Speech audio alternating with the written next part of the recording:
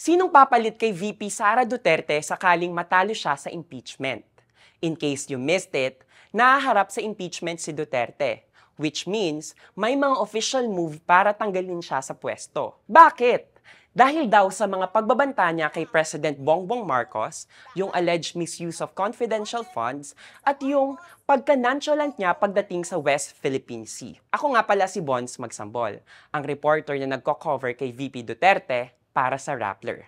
Pag-usapan natin tong issue. Ayon sa 1987 Constitution, pwede lang tanggalin sa pwesto ang President, Vice President, members of the Supreme Court, at Ombudsman through impeachment. Ang impeachment complaint, sa House of Representatives lang pwede ihain. At once a year lang mag-e-entertain ang House ng impeachment laban sa isang akusado.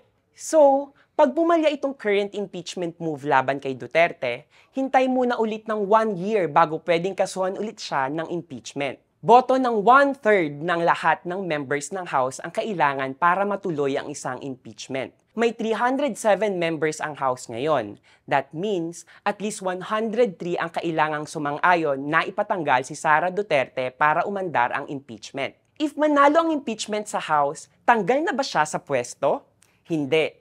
Isasubmit pa ang impeachment sa Senate na magsisilbing trial court.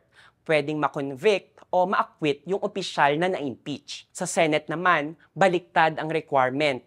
1/3 lang ang mag-acquit sa kanya or 8 senador, absuelto na siya. Kailangan at least 2/3 o 16 na senador ang bumoto ng guilty para matanggal siya sa pwesto. May mga senador nang nagsabing hindi sila sang-ayon sa impeachment kay VP Duterte. Sa projection namin dito sa Rappler, base sa mga allegiances ng mga senador, mukhang madaling makukuha ni Duterte ang at least 8 acquittal votes. Kung sakaling makonvict si Duterte sa Senado, sino ang pwedeng pumalit sa kanya? Ayon sa Section 9, Article 7 of the 1987 Constitution, magno-nominate ang presidente ng bagong vice president.